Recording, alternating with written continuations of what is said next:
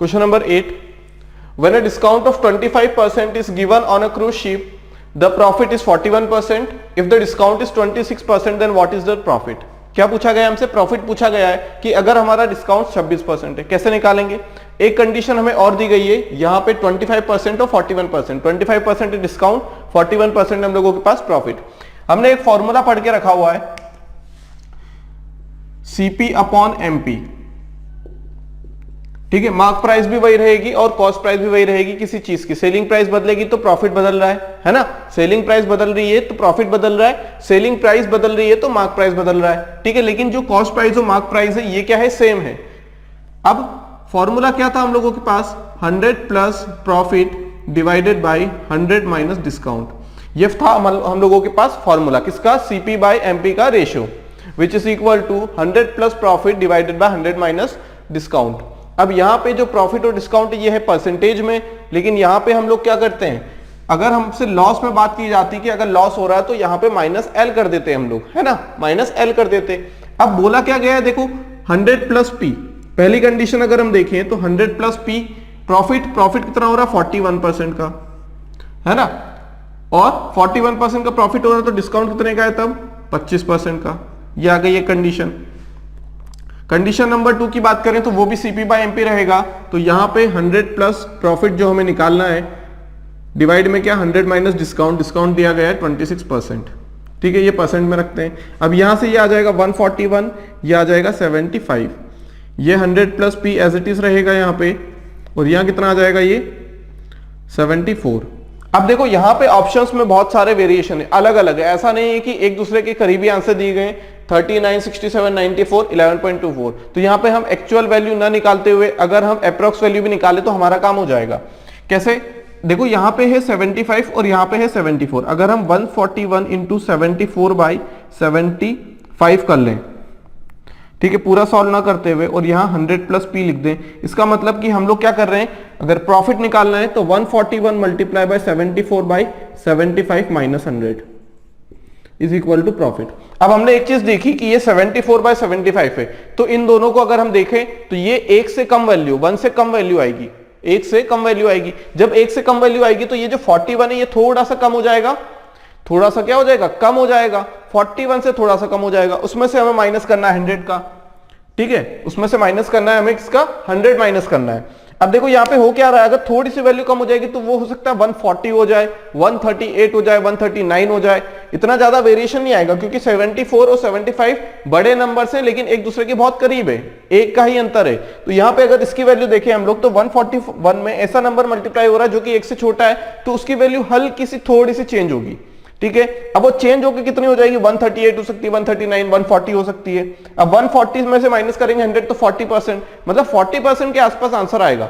तभी यहां पे देखो कितना जा रहा है, अब ये आ गया 39.12, 40 के आसपास कौन सा आ रहा है? 39.12। इजीली अगर सॉल्व करना चाहे तो भी कर सकते हैं, कोई दिक्कत वाली बात नहीं है यहाँ पे, क्लियर है।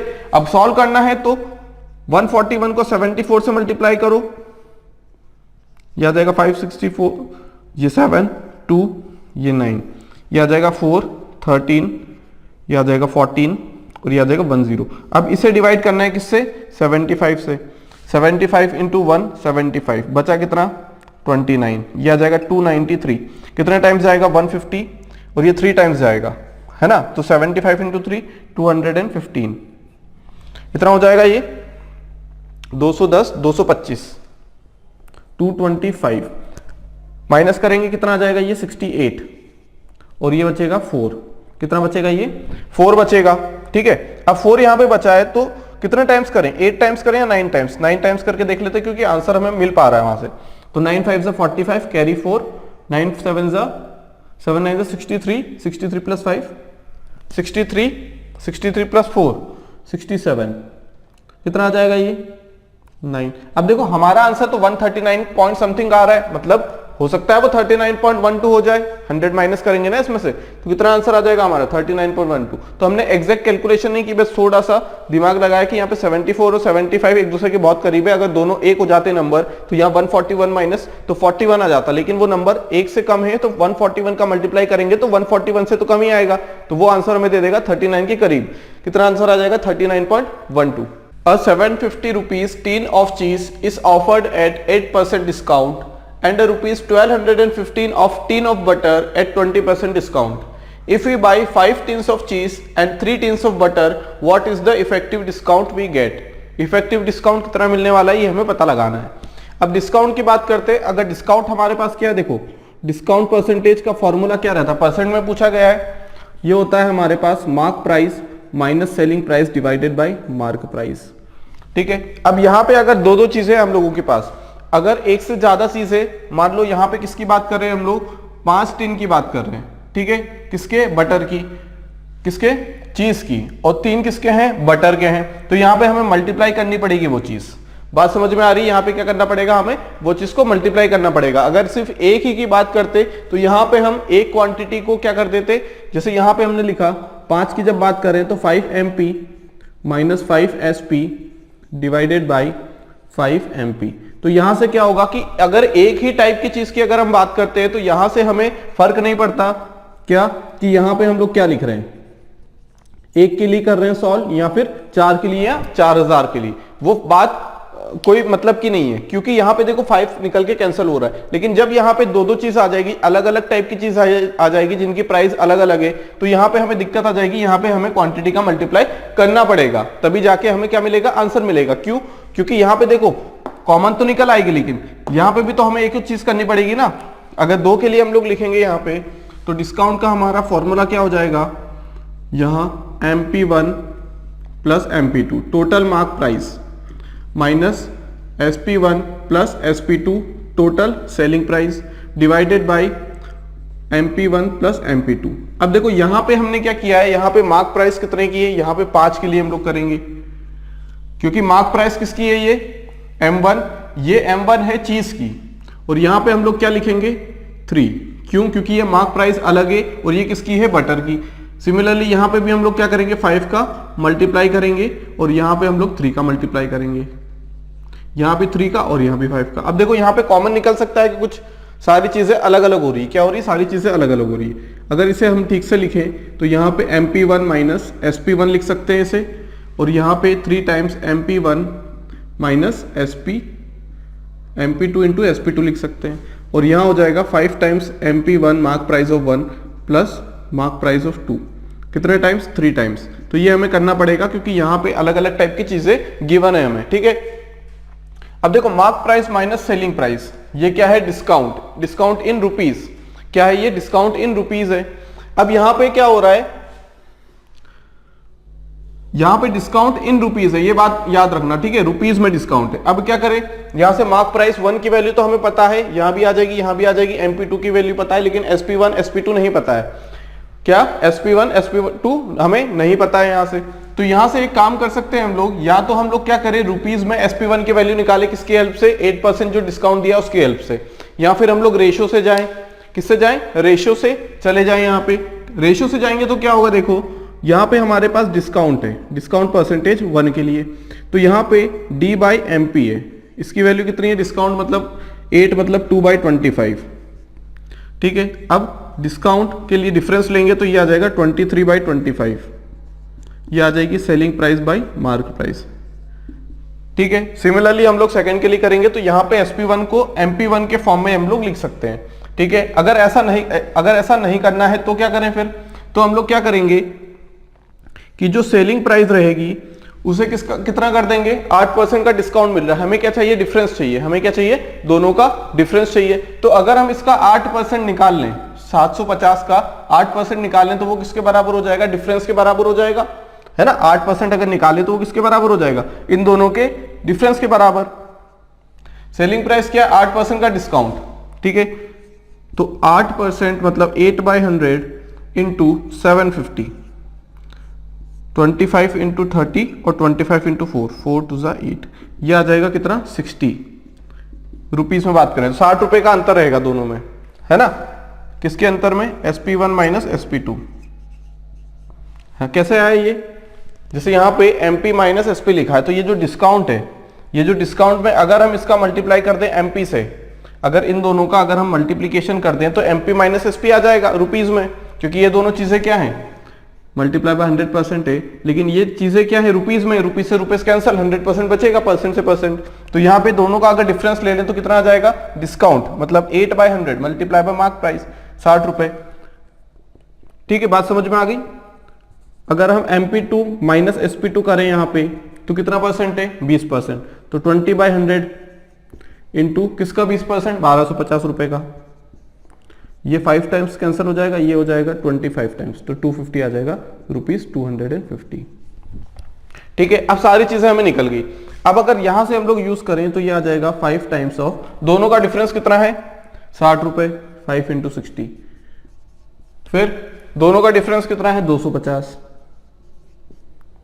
डिवाइडेड बाय कितना हो जाएगा, ये 100% भी है। ठीक है, परसेंट की बात हो रही है तो यहां 100 भी हमें लिखना पड़ेगा पूरे के साथ। क्लियर। अब यहां पे डिवाइड में क्या है, देखो 5 टाइम्स ऑफ MP मतलब 5 इंटू 750 इंटू 3 इंटू 1250 इंटू 100%। इतनी बात क्लियर हो गई। अब देखो 0 से 0 कैंसिल हो जाएगा, ये कैंसिल हो जाएगा, 6 5 जा 30, 25 इंटू 3 75, 75 और 30 105, 105। ये कितना हो जाएगा, 75 इंटू 5 कितना हो जाता है, 375, 125 इंटू 3 ये भी 375, तो ये आ जाएगा कुल मिला के 700। बात समझ में आ गई। इंटू कितना आ जाएगा, ये 100%। बात समझ में आ गई, इतनी बात क्लियर हो गई यहां से। अब अगर इसे डिवाइड करें हम लोग, कितना आ जाएगा, ये नीचे क्या है हम लोगों के पास 375, ये आ जाएगा 75 नीचे, ये आएगा 75। एक 0 से एक 0 कैंसिल, 5 2 10 और 5 15 15 इंटू 7, 7 2 14, कितना आ जाएगा 14%। 14% इज द आंसर। बात समझ में आ गई। या तो हम लोग यहां से कर लें, तो यहां से SP1 और SP2 की वैल्यू निकालो तो दोनों को पुट करनी पड़ेगी। इससे अच्छा हम लोग क्या करें, जब हमें MP1 माइनस SP1 दिख रहा है तो यहां पे क्या कर दें हम लोग, इसका मल्टीप्लाई कर दें। यहां पे क्या करें हम लोग, मल्टीप्लाई कर दें उस चीज का। अगर हमने इस चीज का मल्टीप्लाई कर दिया तो ये हमें MP माइनस SP दे देगा, MP माइनस SP दे देगा। परसेंटेज से परसेंटेज कैंसिल हो गया, 100 से डिवाइड किया, देखो ये 8/100, तो यहां से दोनों का डिफरेंस आया, MP1 MP2 पता है हमें। तो ये हम क्यों करना पड़ रहा है हमें ये सब, क्योंकि यहाँ पे अलग अलग टाइप की चीजें गिवन है और जिनका रेट अलग अलग है। तो यहां से हम लोग परसेंटेज या फिर एवरेज वाला फॉर्मूला नहीं लगा सकते, क्योंकि यहाँ पे क्वांटिटी अलग अलग हो रही है, क्वांटिटी अलग अलग हो रही है और रुपीज भी अलग अलग हो रहा है। ठीक है, तो यहां से हम कर नहीं सकते। तो करना कैसे पड़ेगा, ऐसे जो मेन फॉर्मूला है उससे। अब ये फॉर्मूला 2 बार यूज हो रहा है, एक तो मेन फॉर्मूला है और दूसरी बात कब यूज हो रहा है, जब दोनों का डिफरेंस लेना पड़ रहा है। क्लियर है इतनी बात। इसे यहां ले गए तो 5 कॉमन निकाला, बाकी चीजें अपने आप होती गई। क्लियर है। Question number 10, an article is priced at ₹40,000, a retailer allows 10% discount on the first 62.5% of the price, on the remaining amount he gives a discount of 4%, then the overall percentage discount given on the article is. ठीक है, overall की बात अगर की गई है तो यहाँ पे ओवरऑल मतलब 40,000 रुपए के ऊपर उसे कितना डिस्काउंट देना पड़ेगा, ओवरऑल की बात की गई है। अब यहाँ पे एक ही टाइप की क्वांटिटी देखो, 40,000 ये रुपए की बात कर रहा है, किसकी बात कर रहा है, रुपए की बात कर रहा है। कुछ अमाउंट पे उसने 10% का डिस्काउंट दिया और बचा हुआ अमाउंट पे उसने 4% का डिस्काउंट दिया है। अमाउंट की बात हो रही है। पिछले वाले क्वेश्चन में हम लोग यहाँ पे हम लोग एवरेजिंग यूज कर सकते हैं या एलिगेशन यूज कर सकते हैं। हम लोग पिछले वाले क्वेश्चन में यूज नहीं कर सकते थे क्योंकि वहां पे अलग अलग चीजों की बात हो रही थी। यहाँ पे सिर्फ एक ही चीज की बात कर रही है और दोनों ये जो चीज बनी हुई है, ये जो 40,000 रुपीज है, ये बना है किससे, कुछ परसेंट डिस्काउंट किसी पर्टिकुलर प्राइस पे और जो बची हुई प्राइस पे उस पर कुछ दूसरा परसेंटेज का डिस्काउंट, ठीक है, उससे बनी हुई है। तो यहां पे हम एलिगेशन का या फिर किसका यूज कर सकते हैं, परसेंटेज का। ठीक है, कैसे, एक साइड लिखते हैं हम लोग क्वांटिटी। देखो ये क्वेश्चन बहुत अच्छे हैं क्योंकि इस टाइप के क्वेश्चन में टाइम कंज्यूम होता है अगर हम इस टाइप से क्वेश्चन नहीं करेंगे एवरेजिंग से। तो क्लियर है बात। एक साइड क्वांटिटी लिखते हैं और एक साइड लिखते हैं परसेंटेज डिस्काउंट। अगर हमने समझ लिया कि किस टाइप के क्वेश्चन को किस टाइप से करना है। अब ये क्वेश्चन एवरेजिंग का बना दिया हमने, किसका बना दिया, एवरेजिंग का, और एवरेजिंग से हम लोग करेंगे। टोटल हमारे पास 40,000 रुपए हैं, या फिर हम लोग क्या करें, यहां पे हम टोटल क्वांटिटी 100 मान लेते हैं, है ना। टोटल क्वांटिटी हम 100 रुपए मान लेते हैं। क्लियर, क्योंकि वहां पे कैंसल आउट हो जाएगा, जो इक्वल चीजें रहेंगी वो। अब 62.5%, परसेंट का मतलब क्या है यहां पे देखो, ये कितना होता है 5/8, कितना होगा ये 1/8 मतलब 12.5, तो इतना 62.5% मतलब 5/8। तो एक क्वांटिटी कितनी हो गई 8 में से 5, तो इसे हम 8 भी लिख सकते हैं, 8 में से 5 क्वांटिटी और बची हुई 3 क्वांटिटी, ऐसे भी कर सकते हैं हम लोग। बात समझ में आ गई। अगर टोटल 8 रुपए हैं तो उनमें से 5 रुपए पे कुछ डिस्काउंट दिया और 3 रुपए पे कुछ डिस्काउंट दिया, क्वांटिटी ये रुपीज में है। बात समझ में आ गई। अब 10% का टोटल, मान लो कि x% का डिस्काउंट दिया टोटल 5 मतलब 40,000 के ऊपर 10% का डिस्काउंट दिया मतलब 62.5% के ऊपर। अब ये जो 3 बचा है इसके ऊपर कितने का दिया 4% का डिस्काउंट दिया है, 4% का डिस्काउंट दिया है। अब डिस्काउंट की बात आ रही है यहाँ पे, तो हम लोग क्या लगाएंगे नेगेटिव, क्योंकि यहाँ पे लॉस हो रहा है या फिर डिस्काउंट मिला है, तो डिस्काउंट नेगेटिव में मिलता है।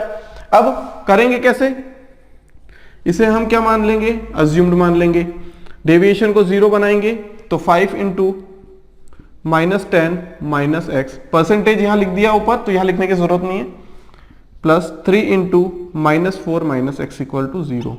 ये कितना हो जाएगा -50 माइनस 5x, ये हो जाएगा -12 माइनस 3x। क्लियर है इतनी बात, ठीक है। ये कितना आ जाएगा -8x, और ये कितना आ जाएगा इधर जाएगा तो ये आ जाएगा 62 माइनस में, तो ये माइनस माइनस कैंसिल हो जाएगा, तो x बराबर कितना आएगा 62/8, 2 से कैंसिल करेंगे तो ये आ जाएगा 4 और ये आ जाएगा 31, मतलब कितना आ जाएगा ये 7.75%। देखो यहां पे कितने आसानी से लगा लिया हमने, 40,000 का कहीं भी यूज नहीं किया है, हमने परसेंटेज का यूज किया है, क्योंकि यहां पे अगर 40,000 का परसेंटेज भी अगर हम लिखते हैं ना तो यहां पे जो रेशियो कैंसिल होने के बाद आता सिंपलेस्ट फॉर्म में वो आता 8, 5 और 3। तो इससे अच्छा हमने क्या किया, रुपीस का यूज नहीं किया, यहां पे हमने इसकी रुपीस को परसेंटेज में यूज किया है, क्योंकि पहले 62.5 मान लो 100% है, ये क्या है 100% है, इसका 62.5, ठीक है। अब 62.5 5/8 होता, मतलब अगर टोटल क्वांटिटी 8 है या फिर टोटल रुपीज 8 रुपीज है, तो उसमें से 5 रुपए के उस पर उसने डिस्काउंट दिया है 10 रुपए का, 5 रुपए के ऊपर 10% का डिस्काउंट दिया है, टोटल कुल मिला के 8 रुपए हो गए, 5 रुपए ये 3 रुपए, 3 रुपए के ऊपर 4% का डिस्काउंट नेगेटिव, क्योंकि ये डिस्काउंट है। अब 8 के ऊपर x% का डिस्काउंट वही निकालना ओवरऑल, ठीक है। तो डेविएशन को 0 बनाया, 5 into -10 into -x, 3 into -4 into -x, तो यहां से x की वैल्यू आ जाएगी 7.75%।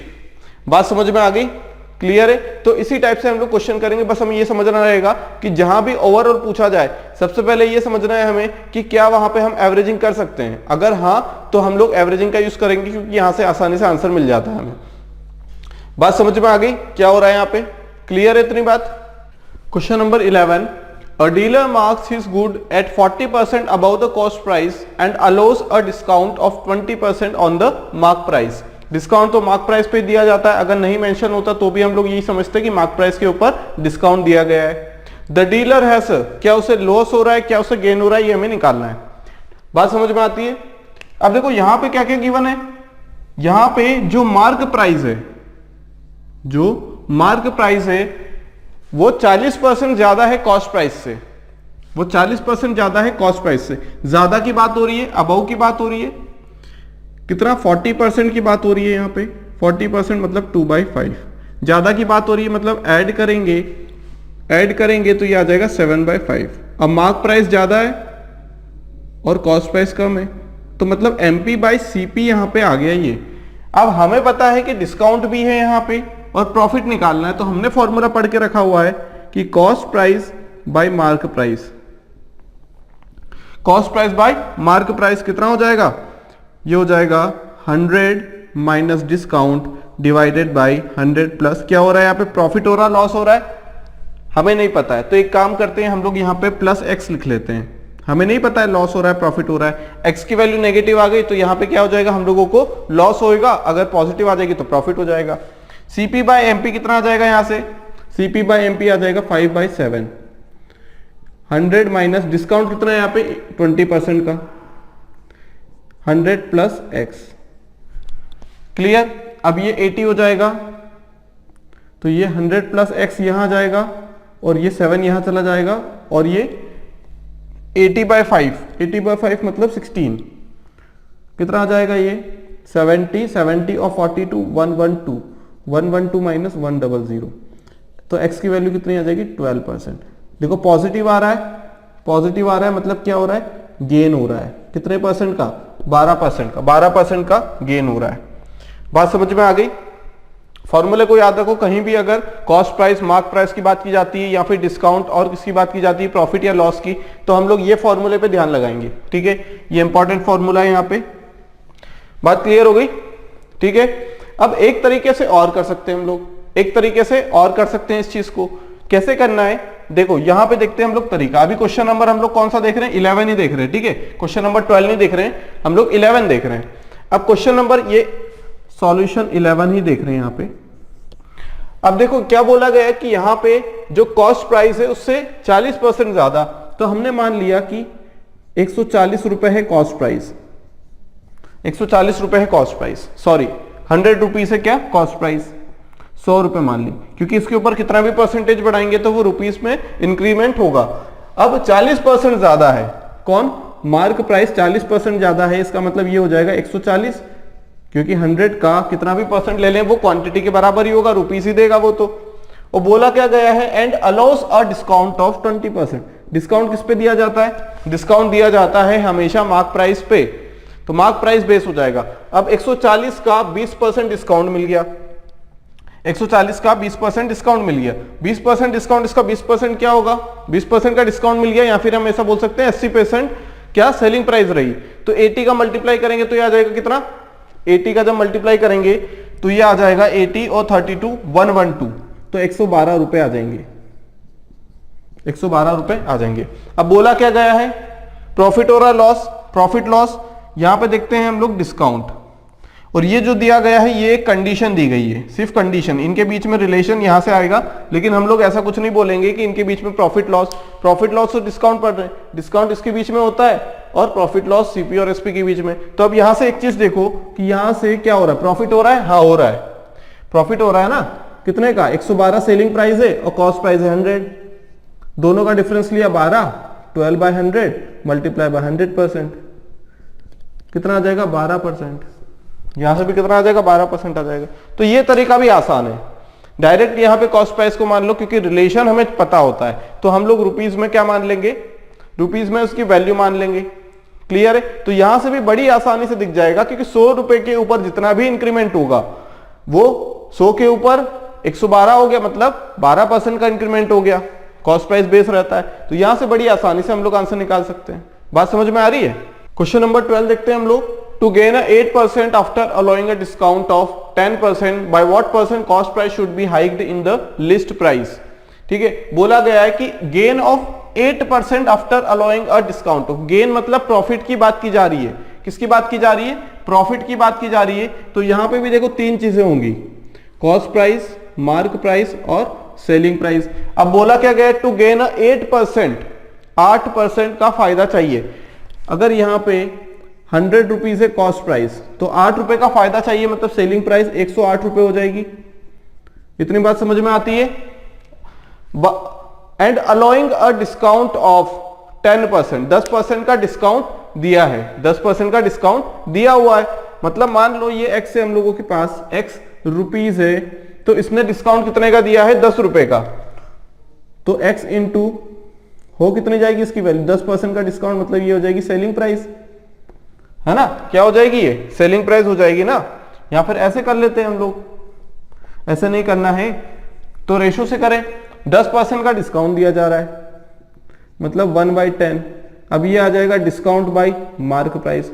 अब दोनों का डिफरेंस ले लें, डिस्काउंट में हमेशा डिफरेंस लेंगे, तो ये आ जाएगा selling price by mark price, कितनी आ जाएगी 9/10। अब मार्क प्राइस कितनी है, सेलिंग प्राइस हमें पता है 108, सेलिंग प्राइस 108 है, तो यहां मार्क प्राइस है, तो ये कितनी आ जाएगी 12, तो मार्क प्राइस आ जाएगी 120, 120 रुपए, 120 रुपए। अब बोला क्या गया है, बोला क्या गया है कि by what percent cost price should be hiked, कितने परसेंट से इसे हाइक करें, be hiked in the list price, तो वो लिस्ट प्राइस बन जाए, कितने का 120 आ गया ना ये, तो 20% का हाइक किया ना हमने, 20% का हाइक किया, आंसर आ गया। बिल्कुल इजी कॉन्सेप्ट है, cost price, mark price, selling price, तीनों का जब यूज होता है तो हम लोग क्या करते हैं, इस टाइप से भी क्वेश्चन को सॉल्व कर सकते हैं। क्लियर है? कॉस्ट प्राइस को हमेशा 100 मान लो, फिर कंडीशन के हिसाब से 8% गेन बोला है, 100 पे 8% मतलब 8% का प्रॉफिट कब, जब ये 8 हो जाएगा, 108 हो जाएगा, तभी तो 8% का प्रॉफिट हो रहा है, सेलिंग प्राइस 108 हो गई।